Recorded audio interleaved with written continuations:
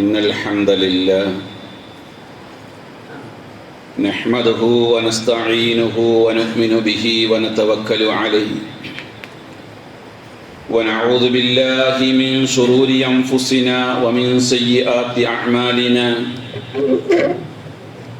من يهده الله فلا مضل له ومن يضلل فلا هادي له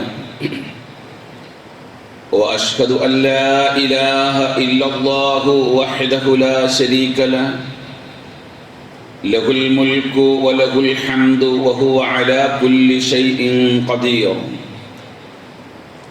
وأشهد أن محمدًا عبده ورسوله اللهم صل على محمد وعلى آل محمد كما صليت على إبراهيم وعلى آل إبراهيم وبارك على محمد وعلى آل محمد كما باركت على إبراهيم وعلى آل إبراهيم إنك حميد مجيد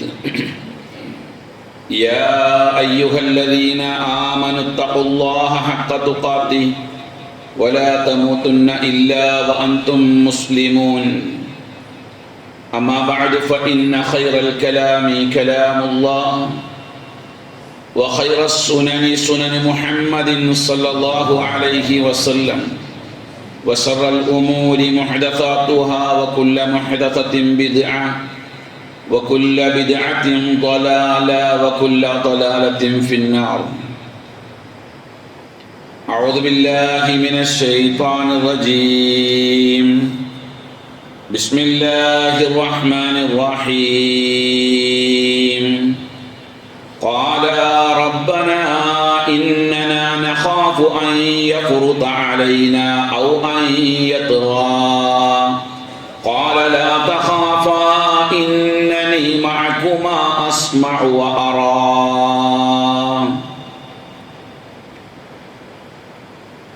പ്രപഞ്ച സൃഷ്ടാവായ അള്ളാഹുവിൻ്റെ വിധിവിലക്കുകളും നിയമനിർദ്ദേശങ്ങളും ജീവിതത്തിൻ്റെ എല്ലാ മേഖലകളിലും പ്രത്യേകിച്ച് നമ്മുടെ രഹസ്യ ജീവിതങ്ങളിൽ സൂക്ഷിച്ചു പാലിച്ച് ജീവിക്കുകയും അള്ളാഹുവിൻ്റെ തൃപ്തിയും പൊരുത്തവും നേടുന്ന നല്ലവരായ അടിമകളാകാൻ നാം പരമാവധി പരിശ്രമിക്കുകയും അതിനുവേണ്ടി പ്രാർത്ഥിക്കുകയും ചെയ്യുക. അള്ളാഹു തആല നമ്മെ അത്തരത്തിലുള്ള മുത്തഖീങ്ങളുടെ കൂട്ടത്തിൽ ഉൾപ്പെടുത്തി അനുഗ്രഹിക്കുമാറാകട്ടെ. പ്രിയമുള്ള മുഅ്മിനുകളെ, മുഅ്മിനാത്തുകളെ, വിശുദ്ധ ഖുർആൻ 20-ാമത്തെ അധ്യായം സൂറ ത്വാഹയിലെ 45-46 ആയത്തുകളാണ് ഞാനിവിടെ ഓതി കേൾപ്പിച്ചത്. മുസ്ലിം ഉമ്മത്തിൻ്റെ സമകാലിക വിഷയങ്ങളുമായി വളരെയധികം ബന്ധം ഉള്ള ഒരു വരികളാണ്, 2 വരികളാണത്. ഈ ആയത്തുകൾ തന്നെയാണ് കഴിഞ്ഞ ദിവസം നമ്മുടെ പാർലമെന്റിൽ ഇസ്ലാമിൻ്റെ ചിഹ്നം എന്ന പേരിൽ ഉയർത്തിക്കൊണ്ട് പ്രതിപക്ഷ നേതാവ് വായിച്ച ആശയവും. ഇസ്ലാമിൻ്റെ ചിഹ്നം എന്ന് പറയുമ്പോൾ ഇസ്ലാമിൻ്റെ പേരിൽ പല ചിഹ്നങ്ങളും ഇവിടെ ഉയർത്തിപ്പിടിക്കാറുണ്ട്. നിലാവും നക്ഷത്രവും 786 പച്ചത്തുണി, ചില തലപ്പാവുകൾ, ഇതൊക്കെ ഇസ്ലാമിൻ്റെ ചിഹ്നമായിട്ട് പലരും ഉയർത്തിക്കൊണ്ട് നടക്കാറുള്ളതാണ്.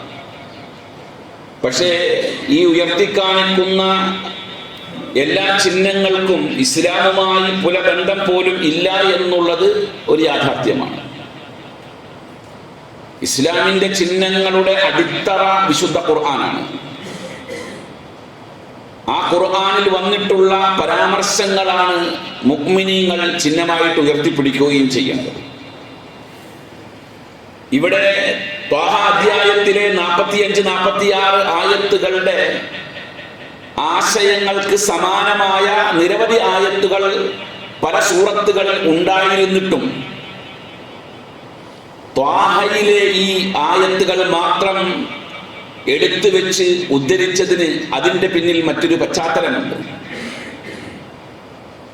ഫാസിസ്റ്റുകളുടെ പിതാവായ ഫിർഔനിന്റെ അടുത്ത് മൂസാ അലൈഹിസ്സലാമിനെ ഒരു ദൗത്യവുമായി അല്ലാഹു തആല അയച്ച ഒരു സാഹചര്യമാണത്. ബനൂ ഇസ്രായേലുകാരെ അടിമകളായി കാണുകയും രാജ്യത്തെ ജനങ്ങളെ രണ്ടു തരം പൗരന്മാരാക്കി തിരിക്കുകയും ന്യൂനപക്ഷത്തെ കൊന്നൊടുക്കുകയും രാജ്യത്ത് കലാപങ്ങൾ സൃഷ്ടിക്കുകയും ഞാൻ ദൈവമാണെന്ന് വരെ വാദിക്കുകയും ചെയ്ത ആളാണ് ഫിർഔൻ. വിശുദ്ധ ഖുർആനിലെ അൽ ഖസസിലെ 4-ാമത്തെ ആയത്തിൽ ഈ വിഷയം അല്ലാഹു വളരെ വ്യക്തമായി പറയുന്നുണ്ട്. ഇന്നത്തെ ഖുതുബയിൽ പരാമർശിക്കുന്ന ഓരോ ആയത്തുകളും എന്റെ വാത്സല്യനിധികളായ സഹോദരങ്ങൾ ഒന്ന് ശ്രദ്ധിക്കുകയും അത് നിങ്ങളുടെ മനസ്സിലൊന്ന് കുറിച്ചു വെച്ചതിന് ശേഷം ആ ആയത്തുകളുടെ വിശദീകരണങ്ങൾ നിങ്ങൾ ഈ ജുമുഅക്ക് ശേഷം ഒന്ന് വായിച്ചു നോക്കുകയും ചെയ്യണം. എല്ലാം വിശദീകരിച്ച് പോകാനുള്ള സമയക്കുറവിന്റെ പേരിലാണ് ഞാൻ അങ്ങനെ ഒരു നസീഹത്ത് ഉപദേശം നിങ്ങൾക്ക് തരുന്നത്. ഖസസ് അധ്യായത്തിലെ 4-ാമത്തെ ആയത്തിൽ അല്ലാഹു ഈ വിഷയം പറയുന്നു. ഇന്ന ഫിർഔന അലാ ഫിൽ അർദ്, ഫിർഔൻ ഭൂമിയിൽ പൊങ്ങച്ചം കാണിച്ചു. വജഅല അഹ്ലഹാ ശിയഅ, അവൻ തന്റെ ജനതയെ പല കക്ഷികളാക്കി തിരിച്ചു. യസ്തഗ്ഇഫു ത്വാഇഫതൻ മിൻഹും, ഒരു വിഭാഗം ആളുകളെ ദുർബലരായി പ്രഖ്യാപിച്ചു. യുദബ്ബിഹു അബ്നാഅഹും, അവരുടെ ആൺമക്കളെ കൊന്നു. വയസ്തഹീ നിസാഅഹും, അവരുടെ സ്ത്രീകൾക്ക് ജീവിക്കാൻ അവകാശം കൊടുത്തു. ഇന്നഹു കാന മിനൽ മുഫ്സിദീൻ, അവൻ കലാപകാരികളിൽപ്പെട്ടവനായി. ഫഖാല, അവൻ പറഞ്ഞു, അന റബ്ബുകുമുൽ അഅല, സൂറത്ത് ദാദിയാത്തിൽ അല്ലാഹു പറഞ്ഞതാണത്. അന റബ്ബുകുമുൽ അഅല, ഞാൻ ദൈവമാണ്, ഞാൻ ഏറ്റവും വലിയ റബ്ബാണ് എന്നവൻ വാദിച്ചു. അത് ഫാസിസ്റ്റുകളുടെ പിതാവായ ഫിർഔന്റെ വിഷയമാണ്. ആ ഫിർഔന്റെ അരികിലേക്ക് പോകാനാണ് അല്ലാഹു പറഞ്ഞത് മൂസാ അലൈഹിസ്സലാമിനോട്. ഇദ്ഹബ് ഇലാ ഫിർഔന ഇന്നഹു തഗാ, ഫിർഔന്റെ അടുത്തേക്ക് പോ, അവൻ കുഴപ്പക്കാരനാണ്, അവൻ പ്രശ്നക്കാരനാണ്, അവന്റെ അരികിലേക്ക് പോകണം. മൂസാ അലൈഹിസ്സലാം അല്ലാഹുവിനോട് ഫിർഔന്റെ അരികിലേക്ക് പോകാൻ പറഞ്ഞപ്പോൾ ആവശ്യപ്പെട്ടത് എന്താണെന്നറിയോ? എനിക്കൊരു പറ്റം സൈന്യം എന്നോടൊപ്പം വേണമെന്നല്ല. സൈനിക ബലം കൊണ്ടും ആയുധ ബലം കൊണ്ടും മസിൽ പവർ കൊണ്ടും മാൻ പവർ കൊണ്ടും സാമ്പത്തികം കൊണ്ടും എല്ലാം മികച്ച ഫിർഔന്റെ അരികിലേക്ക് പോകാൻ മൂസാ അലൈഹിസ്സലാം അല്ലാഹുവോട് ആവശ്യപ്പെട്ടത് ആയുധമല്ല. മുഅ്മിനീങ്ങൾ ഹൃദയം കൊണ്ട് ശരിക്കും ഒന്ന് ചിന്തിക്കുക. ഫിർഔനോട് ആവശ്യപ്പെട്ടത് ആയുധമല്ല എന്ന് പറയാൻ കാരണം ഫിർഔന്റെ മുമ്പിൽ ആയുധത്തിന് പ്രസക്തിയില്ല. അത് ഇന്നും അങ്ങനെ തന്നെയാണ്. ഫാസിസത്തിന്റെ മുമ്പിൽ ആയുധത്തിന് പ്രസക്തിയില്ല. ഫാസിസത്തെ നേരിടേണ്ടത് ആയുധം കൊണ്ടല്ല. മുസ്ലിം സമുദായത്തിലെ ചില ചിന്ത പറഞ്ഞു പോയ ആളുകൾ അങ്ങനെ തെറ്റിദ്ധരിച്ചു പോയി. ആയുധം കൊണ്ട് നേരിട്ടാലേ ഫാസിസം തകരൂ എന്ന്. ഇല്ല, തകരില്ല. അങ്ങനെ ആയിരുന്നുവെങ്കിൽ അല്ലാഹു തആല മൂസാ നബിയോടൊപ്പം ഒരു സൈന്യത്തെ അയക്കേണ്ടത്. മൂസാ നബിയോട് പറഞ്ഞത് ഇദ്ഹബ് ഇലാ ഫിർഔന, ഫിർഔന്റെ അരികിലേക്ക് പോകൂ. മൂസാ നബി അല്ലാഹുവോട് പറഞ്ഞു, എന്റെ രക്ഷിതാവേ, വജ്അൽ ലി വസീറൻ മിൻ അഹ്ലി, എന്റെ കുടുംബത്തിൽ നിന്ന് എനിക്കൊരു സഹായി വേണം, ഒറ്റയ്ക്ക് പോകാൻ കഴിയില്ല. ഹാറൂന അഖി, അതായത് എന്റെ സഹോദരനായ ഹാറൂനെ എന്റെ കൂടെ അയക്കണം. ഉസ്ദുദ് ബിഹി അസ്രി, അവൻ എന്റെ മുതുകിന് ശക്തി പകരും. വഅശ്രികുഹു ഫീ അംരി, എന്റെ കാര്യത്തിൽ അദ്ദേഹം എന്നോടൊപ്പം സഹകാരിയായി ഉണ്ടാകും. കാരണം എന്താ? ഹാറൂന്റെ പ്രത്യേകത എന്താ? ഹാറൂൻ അലൈഹിസ്സലാം സൂപ്പർമാൻ ഒന്നുമല്ല, എല്ലാവരെയും പെറുക്കി നിലത്തടിക്കാൻ പാകത്തിന് കരുത്തലാണെന്നല്ല. പക്ഷേ അദ്ദേഹത്തിന് ഒരു പ്രത്യേകതയുണ്ട്. വഅഖീ ഹാറൂനു ഹുവ അഫ്സഹു മിന്നീ ലിസാന, എന്റെ സഹോദരൻ ഹാറൂന് എന്നേക്കാൾ നന്നായി സംസാരിക്കാൻ അറിയാം. വർത്താനം പറയാൻ അറിയുന്ന ആൾക്കാരായിരിക്കണം ഫാസിസത്തിന്റെ മുമ്പിൽ എഴുന്നേറ്റ് നിൽക്കേണ്ടത്. അല്ലാതെ വർത്താനം പറയാൻ പറ്റാത്ത ആൾക്കാർ ആയുധം കൊണ്ടുപോയിട്ട് കാര്യമില്ല. ഫാസിസത്തിന്റെ മുമ്പിൽ എഴുന്നേറ്റ് നിൽക്കാൻ എന്റെ സഹോദരൻ ഹാറൂനെ തരണം. അദ്ദേഹത്തിന് എന്നേക്കാൾ നന്നായി സംസാരിക്കാൻ അറിയാം. അതുകൊണ്ട് എന്നോടൊപ്പം അദ്ദേഹത്തെ അയക്കണം. മൂസാ അലൈഹിസ്സലാമിന് ചെറിയൊരു പ്രയാസമുണ്ട്, ചെറിയൊരു പ്രശ്നമുണ്ട്. അദ്ദേഹത്തിന് വാചാലമായി സംസാരിക്കാൻ അറിയില്ല, സംസാര പാഠവുമില്ലാത്ത ആളാണ്. അതുകൊണ്ട് തന്നെ അദ്ദേഹത്തിന്റെ ന്യൂനതയെ ചൂണ്ടിക്കൊണ്ട് ഏറ്റവും മൈന്യൂട്ടായ, പുറത്ത് പറയാൻ പാടില്ലാത്ത, ഒരു അധികാര കേന്ദ്രത്തിൽ ഇരിക്കുന്ന ആൾ സംസാരിക്കാൻ പാടില്ലാത്ത വാക്കാണ് ഫിർഔൻ പറഞ്ഞത്. അന ഖൈറും മിൻ ഹാദല്ലദീ ഹുവ മഹീൻ വലാ യകാദു യുബീൻ. ഈ നിന്ദനായ, സംസാരിക്കാൻ വേണ്ടതുപോലെ വർത്താനം പറയാൻ കഴിയാത്ത ഇവൻ എന്നേക്കാൾ ഖൈറാവോ? ഞാനല്ലേ അവനേക്കാൾ ഖൈർ? മൂസാ അലൈഹി ഇസ്ലാമിനെ പറ്റി പറഞ്ഞ ന്യൂനതയിൽപ്പെട്ട ഒന്നാണ് സംസാരിക്കാൻ കഴിയാത്ത ആളാണ്. അതുകൊണ്ടാണ് അല്ലാഹു തആല എന്നോട് മൂസാ നബി അലൈഹി സ്വലാം പറഞ്ഞത്, എനിക്ക് എന്റെ സഹോദരൻ ഹാറൂനെ എന്നോടൊപ്പം അയച്ചു തരണം, അദ്ദേഹത്തിന് സംസാരിക്കാൻ അറിയാം. മൂസാ അലൈഹിസ്സലാമും ഹാറൂൻ അലൈഹിസ്സലാമും രണ്ടുപേരും പോകാൻ തയ്യാറായപ്പോൾ നടത്തിയ സംഭാഷണമാണ് ത്വാഹ അധ്യായത്തിലെ 45-46 ആയത്തുകൾ. അതാണ് ഞാൻ ഇവിടെ പാരായണം ചെയ്തത്. നമ്മുടെ കഴിഞ്ഞ ദിവസം നമ്മുടെ പാർലമെന്റ് മന്ദിരത്തിൽ ഇസ്ലാമിന്റെ അടയാളമായി ഉയർത്തി കാണിച്ചത് ഈ ആയത്തിന്റെ ആശയത്തെയാണ്. എന്താണ് അതിന്റെ അവർ പറഞ്ഞത്? അല്ലാഹുവിനോട് അവർ രണ്ടുപേരും പറഞ്ഞു, റബ്ബനാ ഇന്നനാ നഖാഫു അൻ യഫ്റുത അലൈനാ ഔ അൻ യത്ഗാ. ആ ഫിർഔൻ ഞങ്ങളോട് അതിവേഗം പ്രവർത്തിക്കുമോ എന്നും ഞങ്ങളെ ആക്രമിക്കുമോ, അതിക്രമം കാണിക്കുമോ ഞങ്ങളോട് ഞങ്ങൾ ഭയപ്പെടുന്നു. അതിന് അല്ലാഹു കൊടുത്ത മറുപടി, ഇവിടെ കൂടിയിരിക്കുന്ന ഓരോ വിശ്വാസികളും അവരുടെ ഹൃദയത്തിൽ ഏറ്റവും ശക്തിപ്പെടുത്തേണ്ട വാക്കാണത്. അല്ലാഹു കൊടുത്തൊരു മറുപടി ഉണ്ട്. അല്ലാഹു പറഞ്ഞു, ലാ തഖാഫ, നിങ്ങൾ രണ്ടുപേരും ഭയപ്പെടണ്ട. ഇന്നനി മഅകുമാ അസ്മഉ വഅറ, നിശ്ചയമായും ഞാൻ നിങ്ങൾ രണ്ടുപേരോടൊപ്പമുണ്ട്. ഞാൻ കേൾക്കുകയും കാണുകയും ചെയ്യുന്നുണ്ട് അവരുടെ എല്ലാ പണിയും. അതാണ് നാം മനസ്സിലാക്കേണ്ട ഏറ്റവും പ്രധാനപ്പെട്ട ഒരു ആശയം. ഫാസിസ്റ്റ് ഭരണകൂടം കാലങ്ങളായി മുസ്ലിം ഉമ്മത്തിനെ വേട്ടയാടിക്കൊണ്ടിരിക്കുന്ന ഈ അവസ്ഥയിലും നാം മനസ്സിലാക്കേണ്ട കാര്യം, ഫാസിസത്തിന്റെ മുന്നിൽ ഭയമില്ലാതെ നിൽക്കുക എന്നുള്ളതാണ് മുസ്ലിമിന്റെ അടയാളം. നമ്മുടെ ചിഹ്നം എന്താ?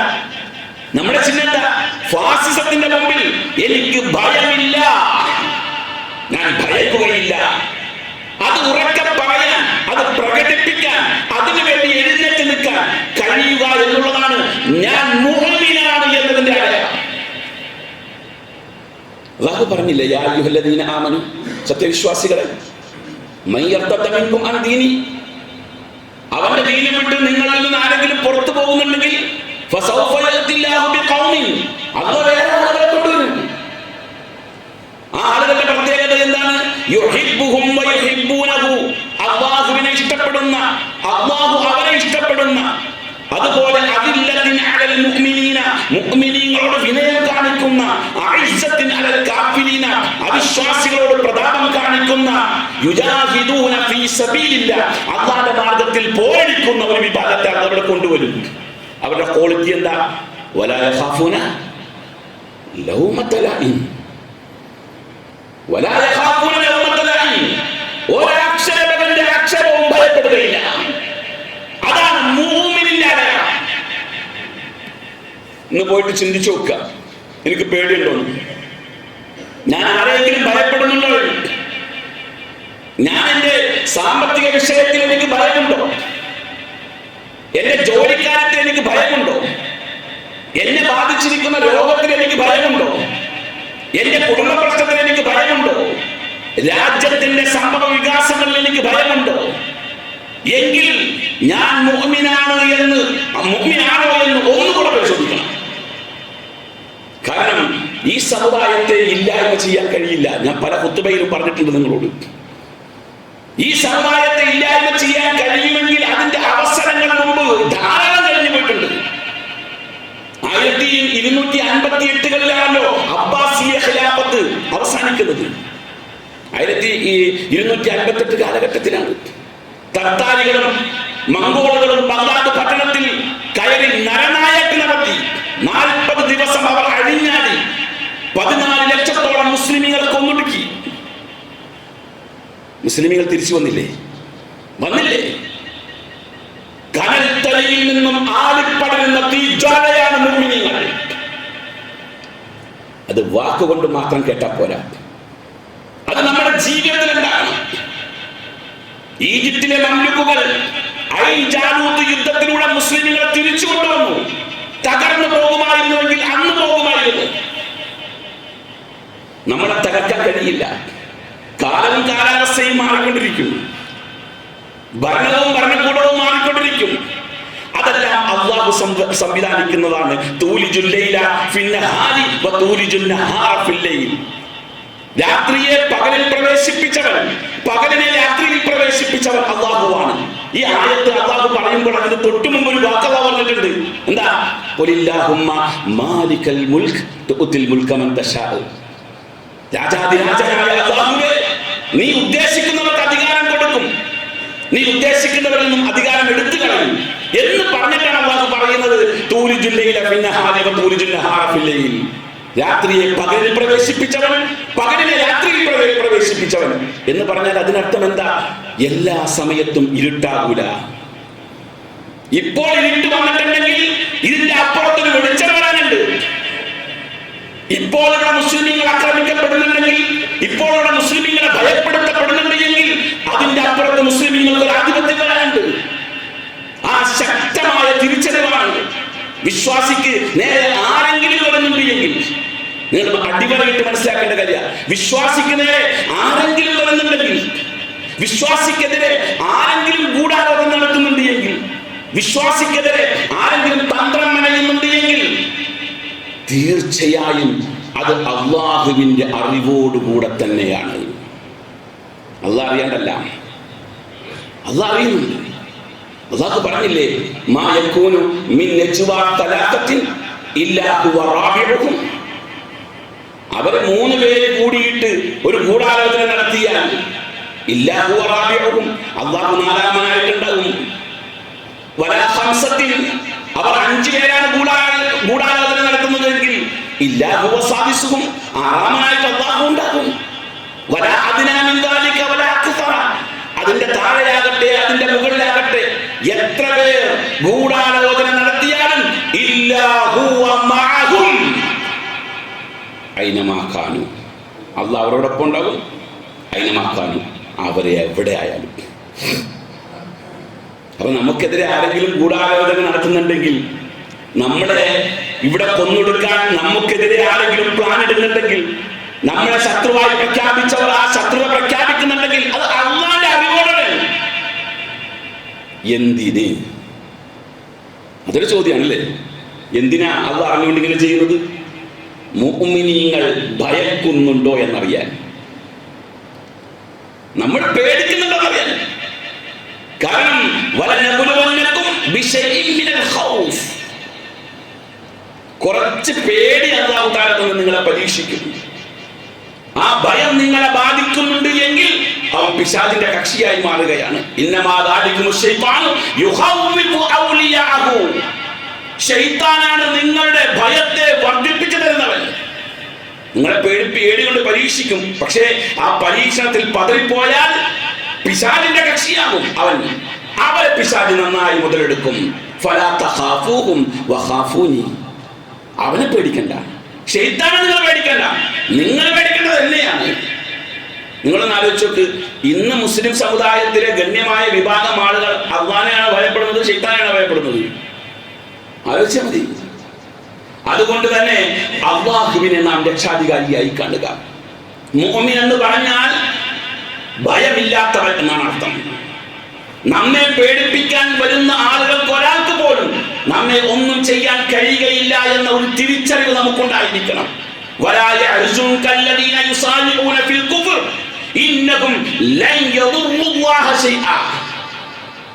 ആയത്തിന്റെ ഏറ്റവും പ്രധാനമായ ഒരു വാക്ക് അതാണ്, ലൻ യദുറുല്ലാഹ ശൈആ.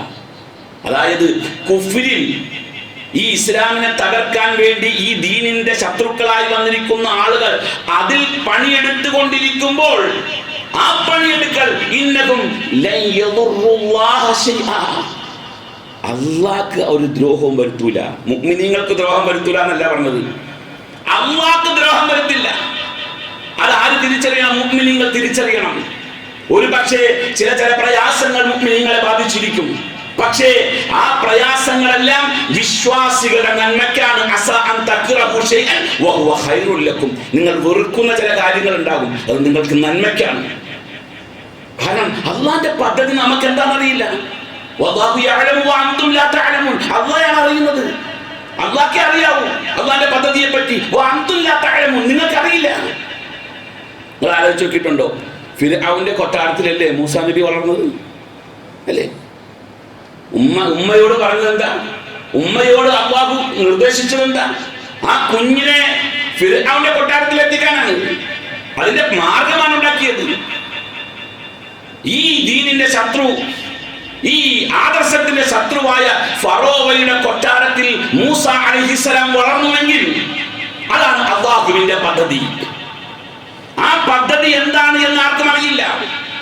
അതുകൊണ്ട് തന്നെ മുഅ്മിനീങ്ങൾക്കെതിരെ തന്ത്രങ്ങൾ ആവിഷ്കരിച്ചു കൊണ്ടിരിക്കുന്ന ആളുകൾ അവർ ആരായാലും വയംകുറൂന, അവർ തന്ത്രം മെനഞ്ഞുകൊണ്ടേയിരിക്കും. വയംകുറുല്ലാഹു, അല്ലാഹുവും തന്ത്രം മെനഞ്ഞുകൊണ്ടിരിക്കും. വല്ലാഹു ഖൈറുൽ മാകിരീൻ, പദ്ധതികൾ ആവിഷ്കരിക്കാൻ ഏറ്റവും ഉത്തമൻ അല്ലാഹുവാണ്. അതുകൊണ്ട് പ്രിയമുള്ള മുഅ്മിനീകളെ, നാം ഇന്ന് ഈ ആശയത്തെ നമ്മുടെ ഹൃദയത്തിലേക്കുക. നമ്മളെ സംബന്ധിച്ചിടത്തോളം വിശുദ്ധ ഖുർആനിൽ ത്വാഹ അധ്യായത്തിലെ 40, 45, 46 ആയത്തുകൾ, അത് നമുക്ക് തരുന്ന ഒരു ഈമാനികമായ ഒരു ആവേശമുണ്ട്, ഈമാനികമായ ഒരു കരുത്തുണ്ട്. ആ കരുത്ത് നാം തിരിച്ചറിഞ്ഞുകൊണ്ട് നമ്മുടെ ജീവിതത്തെ പരിപോഷിപ്പിക്കേണ്ടതുണ്ട്. നാം ഒരാളെയും ഭയക്കേണ്ടതില്ല. ഇനി കൊല്ലും, അങ്ങനെ കണ്ട് കുട്ടിക്കോ, നമ്മളെ അവിടെ കൊല്ലുകയാണ്, മരണത്തിന്റെ മുമ്പിലാണ്. പേടിക്കണം, പേടിക്കണം. മഹാനായ ഖുബൈബ് ഇബ്നു അദി റളിയല്ലാഹു അൻഹുവിനെ കൊല്ലാൻ തീരുമാനിച്ചില്ലേ? വലിയ ചരിത്രമാണ്, ഞാൻ ചരിത്രത്തിലേക്കൊന്നും പോകുന്നില്ല. ഖുബൈബ് ഇബ്നു അദീനെ റളിയല്ലാഹു അൻഹുവിനെ കൊല്ലാൻ തീരുമാനിച്ചു. അവർ ചോദിച്ചു, ഹൽ അൻത താരിഖി ഫഉസല്ലി റകഅതൈനി, എനിക്ക് കൊല്ലുന്നതിന് മുമ്പായി 2 റക്അത്ത് നിസ്കരിക്കാൻ നിങ്ങൾ എനിക്ക് അനുവാദം തരുമോ? അവർ അനുവാദം കൊടുത്തു. അനുവാദം കൊടുത്ത് അദ്ദേഹം പോയി 2 റക്അത്ത് നിസ്കരിച്ചു. നമസ്കരിച്ച് പെട്ടെന്ന് മടങ്ങി വന്നു. അദ്ദേഹം ആ കൊല്ലാൻ നിൽക്കുന്ന ആളുകളോട് പറഞ്ഞൊരു വാർത്താനുണ്ട്, നമ്മുടെ ഹൃദയത്തിൽ അത് തറച്ചിരിക്കണം. അദ്ദേഹം പറഞ്ഞു, അമാ വല്ലാഹി ലൗലാ അൻ തദുന്നു അന്നി ഇന്നമാ തവൽതു ജസ്അൻ മിനൽ ഖത്ലി ലഅസ്തക്സറതു മിനസ് സ്വലാത്ത്. നിങ്ങളെങ്ങാനും ഞാൻ നിസ്കാരം ദീർഘിപ്പിച്ചാൽ മരിക്കാനുള്ള പേടി കൊണ്ടാണ് ഞാൻ അത് വർദ്ധിപ്പിക്കുന്നത്, നീട്ടുന്നതെന്ന് നിങ്ങൾ കരുതിപ്പോകും എന്ന പേടി കൊണ്ടാണ് ഞാൻ നിസ്കാരം ചുരുക്കിയത്. ആ പേടി എനിക്കില്ലായിരുന്നെങ്കിൽ ഞാൻ ധാരാളം നിസ്കരിക്കുമായിരുന്നു. മുഅ്മിന് പേടിക്കേണ്ടത് എന്താണ്? നമുക്ക് പേടി ബാധിച്ചു എന്ന് ശത്രുക്കൾ തോന്നാൻ പാടില്ല. അത്തരത്തിൽ ഈമാനികമായി നാം ശക്തിപ്പെടേണ്ടതുണ്ട്. ആ ശക്തിയാണ് നമുക്ക് ആവശ്യം. അല്ലാഹു നമുക്ക് അതിന് തൗഫീഖ് തന്ന് അനുഗ്രഹിക്കുമാറാകട്ടെ. അഖൂലു ഖൗലി ഹാദാ വഅസ്തഗ്ഫിറുല്ലാഹ ലീ വലക്കും വഅസ്തഗ്ഫിറനി വഅൻകും വഅൻ ജമീഇൽ മുസ്ലിമീന വൽ മുഅ്മിനീന അജ്മഈന ഫസ്തഗ്ഫിറു ഇന്നഹു തആല മലികും ബർറഊഫുർ റഹീം.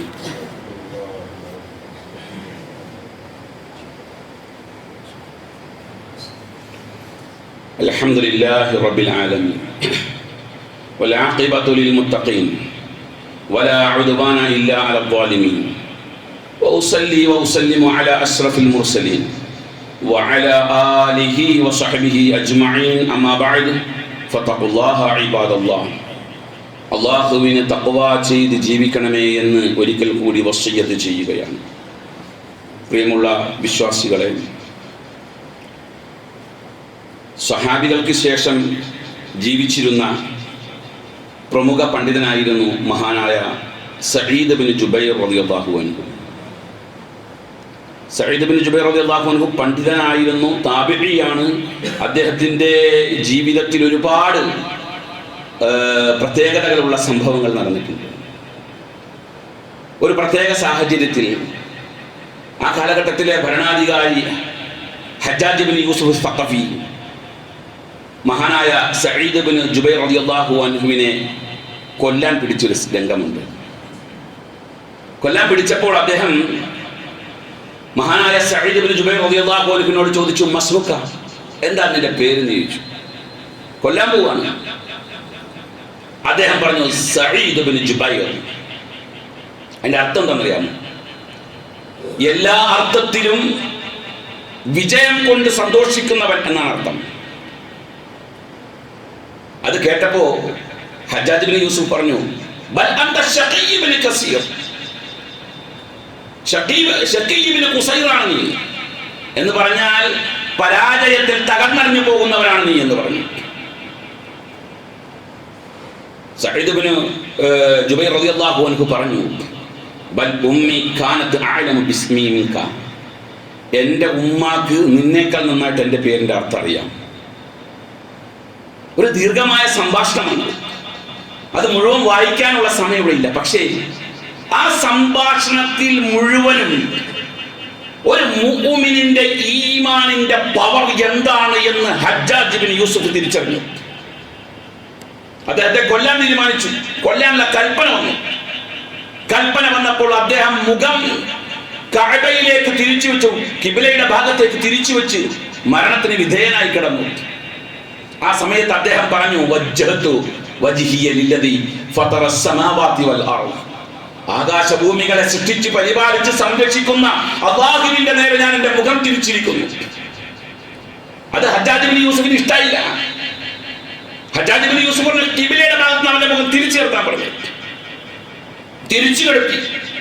തിരിച്ചു കിടത്തിയപ്പോൾ അദ്ദേഹം പറഞ്ഞു, ഫഅൈനമാ തുവല്ലു ഫസമ്മ വജ്ഹുല്ലാഹ്, എങ്ങോട്ട് തിരിച്ചു കിടത്തിയാലും അല്ലാഹ് അവിടെ ഉണ്ട്, എനിക്കൊരു പ്രശ്നമില്ല. ഹജ്ജാജ് ഇബ്നു യൂസുഫിന് വീണ്ടും ദേഷ്യം വന്നു.